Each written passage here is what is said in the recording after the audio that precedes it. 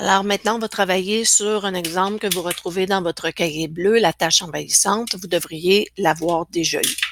Alors, je commence. Premièrement, tout ce que j'ai souligné, ce sont les indices qui amènent le lecteur à la fin du texte, quand il lit la chute, dire « Ah, j'aurais dû allumer ». Évidemment, les indices, il faut qu'ils soient implicites. Il ne faut pas qu'ils soient trop clairs non plus pour ne pas diminuer la chute, ce qui est quand même assez compliqué si on veut. Donc, ça, c'est la première chose. La deuxième chose, je vous avais dit que selon le ministère de l'Éducation, pour que vous ayez A+ dans votre nouvelle littéraire, il fallait certains éléments que vous auriez appris pendant l'année. Et une des caractéristiques qui fait en sorte que votre nouvelle littéraire peut avoir la cote A+, c'est d'utiliser la personnification. Alors, à côté de la tâche envahissante, marquez-moi personnification et écrivez-moi A+.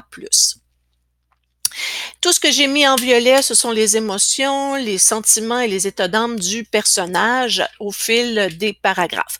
Donc, je vais commencer par le premier, qui est la situation initiale. Alors, je dois avoir mes 4 questions. Le si, qui est le qui. Non, excusez-moi, situation initiale. Le qui, c'est moi, c'est le je. Le quoi, le personnage se réveille. Le quand, c'est le matin. Et où, dans une pièce, on ne sait pas laquelle. Mes indices, le personnage s'étire vers le plafond et son teint se modifiait tranquillement sous les chauds rayons du soleil. Et elle adore la musique classique. Les plantes, bon, c'est supposé d'être reconnu là qu'elle aime beaucoup la musique classique. Et son sentiment dans la situation initiale, c'est que la musique classique lui donne l'impression de grandir dans son corps et dans son âme. Alors, mon élément déclencheur qui est amené par le puis et le soudainement.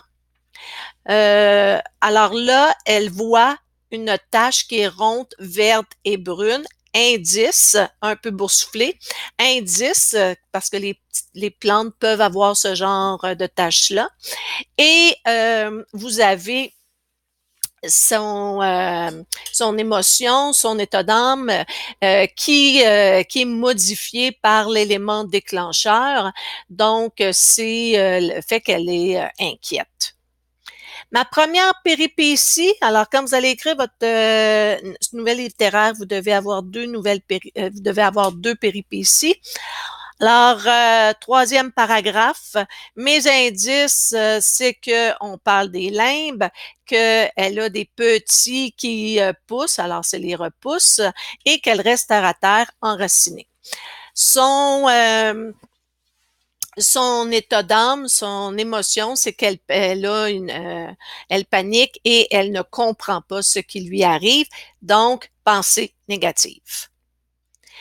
Ma 2e péripétie maintenant, alors elle tente de se raisonner, de se parler, et elle s'oblige à se calmer. Mes indices, c'est qu'elle boit beaucoup d'eau, elle prend des vitamines et qu'elle n'a pas de notion du temps. Alors là, j'ai ma 2e péripétie qui est, dans le fond, une pensée positive. Et j'ai mon dénouement qui me donne son émotion. Alors, l'eau froide lui remet les idées en place. Et le dénouement, c'est que c'est une personnification puisqu'on parle d'une plante. Maintenant, les questions. Alors, premièrement, quel est le thème dominant? L'hypocondrie, qu'est-ce que ça veut dire? Ça veut dire que c'est quelqu'un qui a peur de la maladie, qui s'imagine dès qu'il y a un petit quelque chose que sa vie est finie, puis que la maladie est très, très grave. Pouvez-vous attribuer une valeur au personnage principal? Alors, courage, santé. Pour elle, c'est très, très important, sa santé. Quel est le ton de cette nouvelle? Dramatique. Je vous rappelle que neutre n'est pas un ton qui est utilisé dans les nouvelles littéraires. Avez-vous relevé pendant votre lecture des indices vous permettra de deviner la chute? Lesquels? Alors, je vous les ai donnés. Pouvez-vous identifier les parties du schéma narratif? Est-ce conforme au schéma de la nouvelle à chute? Oui, puisque je n'ai pas de situation finale. Alors, j'ai ma situation initiale, mon élément déclencheur, mes péripéties, mon dénouement et pas de situation finale, alors c'est conforme. Alors, c'est terminé.